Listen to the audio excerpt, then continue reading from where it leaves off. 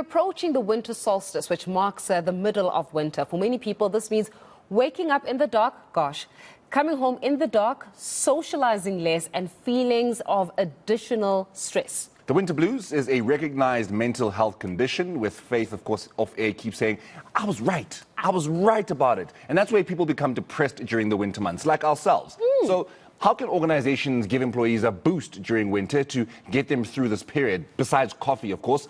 Lauren Clark is the head of people at Mint Group, a global IT consultancy company, and she joins us now to give some suggestions. So a very good morning to you, Lauren, and thank you so much for joining us. So Faith and I are miserable. We don't like this season. We're not going to like this season for the next, not even couple of months, but couple of years, for the rest of our lives.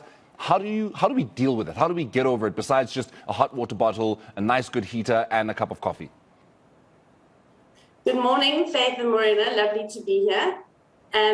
Yeah, I do feel sorry for the two of you because I'm assuming with a breakfast show like this, you guys have been up really early. 100%. And there's a lot of things that employers can do to just help employees get through these few but harsh few months.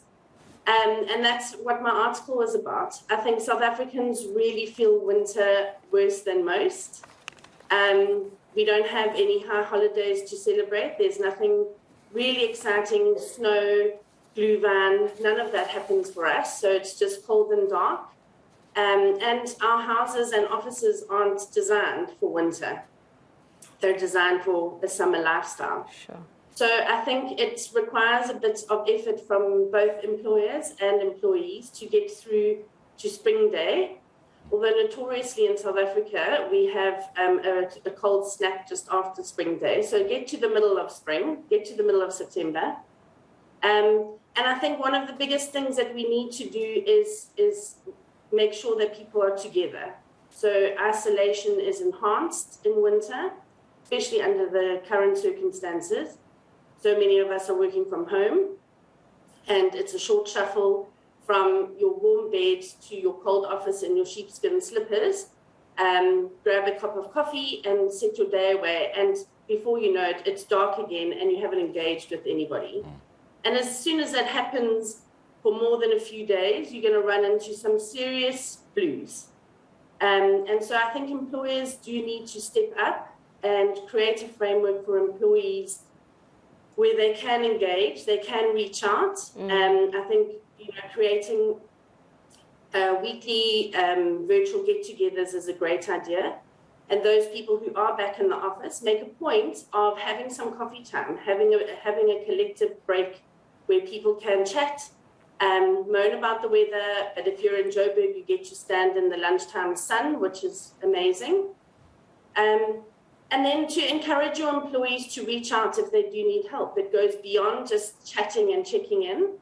There are a lot of people experiencing a really difficult time, so employers should be in a position to provide support beyond just a check-in call. What mental health resources are available for your employees to reach out to, and who can they talk to?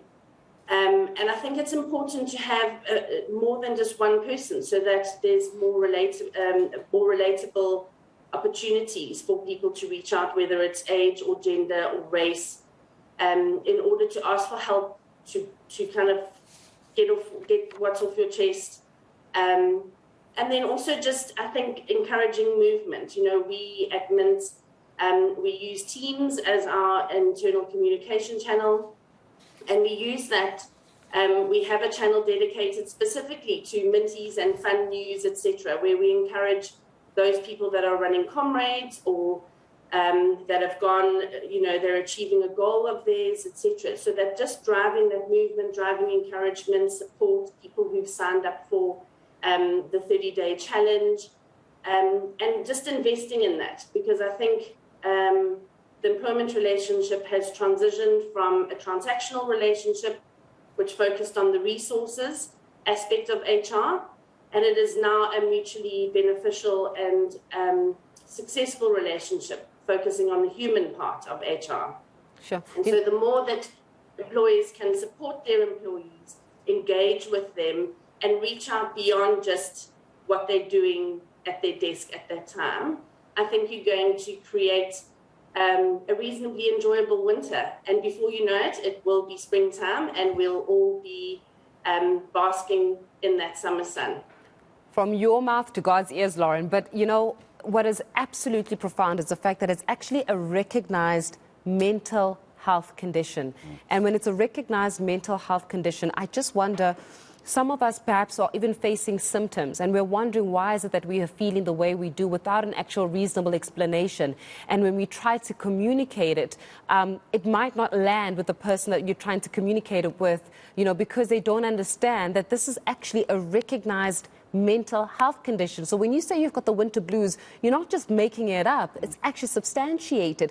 Can you just talk us through maybe even the symptoms to recognize amongst people? And also, it is a mental health condition, so people themselves, how is it that we can become more conscious of our loved ones who may be feeling the blues significantly?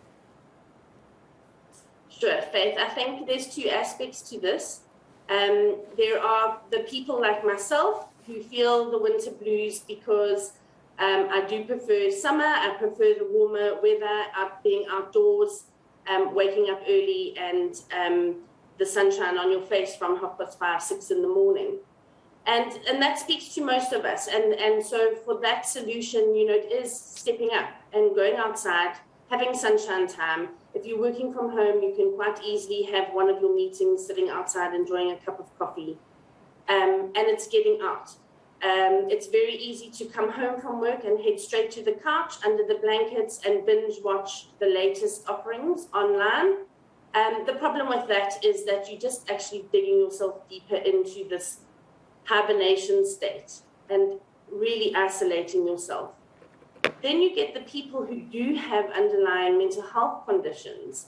And this time of year is especially difficult because, especially if you're working from home, it's very difficult to engage with people online, especially if they don't want to put their cameras on. And so the signs that employers can look out for and leaders, managers of teams, etc., are the people who aren't putting their cameras on, who aren't engaging, who aren't responding to mails, and to just kind of check in and bring them back to the herd. I think some people respond to emails about the mental health support that we provide, and other people won't. And those are the people that myself and my team reach out to specifically and really engage with people where we know there's a background to a deeper need for mental health. The blues is a cascading issue where it's once you start going down, it's very hard to scramble back up. So it's really important to catch it at the top and not when they are deep in a trench. And I think it's really important for family members, spouses, parents, and close friends to keep an eye on each other and look at changed behavior, withdrawn behavior, unusual behavior, somebody who might be more quiet than normal or not available or even perhaps in other behaviors doing something too much. So drinking more than they used to or smoking more than they used to, eating more than they used to.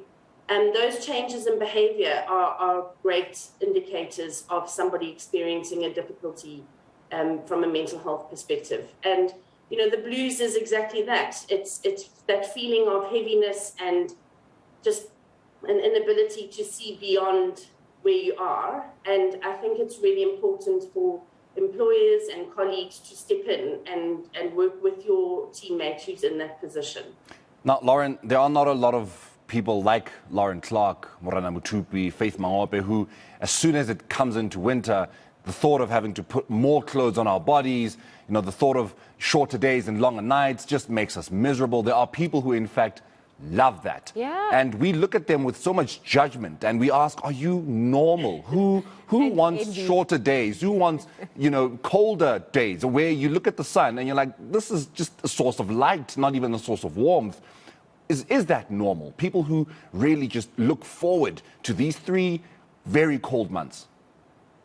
Yes, absolutely, Morena. I think there are people, you know, what we're talking about now, winter blues. I know some people who get summer blues, who just can't bear the heat can't bear being outside, you know.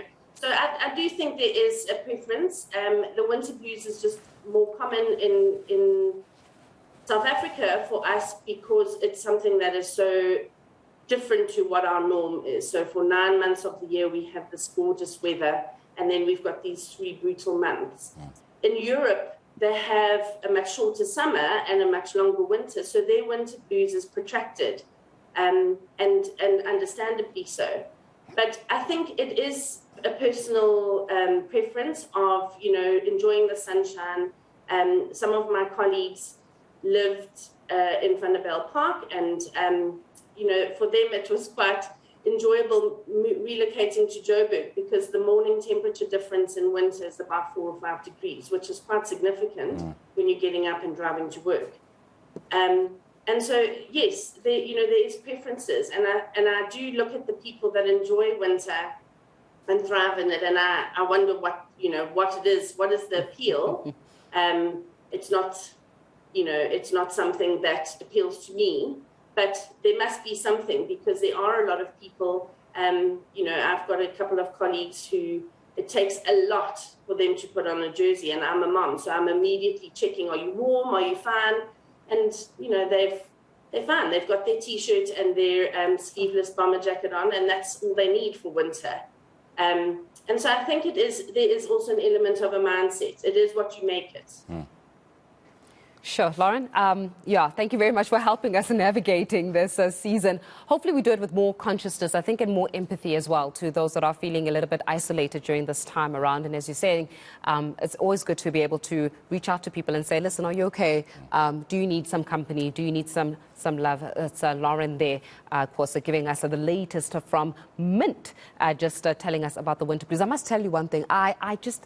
I don't know, man. I respect and I secretly envy people that thrive in winter. I do. I respect, and I envy you because as soon as it starts with that whole end of May season, I actually feel myself change. I'm doing better now as an adult, but I was a teenager and you in school. How many of you remember that if you've got like those teachers who love winter, they would open up the door, they would still have the windows open in class, and you just sit there wondering, actually, what the heck? Why are you doing this? So, kudos to everybody that loves winter. I don't have what she has, the envy, I don't have any of that. I'm still there. I'm a crusader for change. I'm not even judging. I'm trying to change people. I'm trying to bring them to the light side of life, to the warm side of life. So if you are one of those people, you know, who are like, no, man, winter's the greatest. Winter, 12 months a year. No. Come this side. Convert. Come to the great side. Come to paradise. It's paradise on the warm side here. I'm supposed to be on an island. I don't know if I was meant for... I'm really an island girl. I was supposed to be on Barbados, but here we are, bringing the news. But it's okay. We love it nevertheless.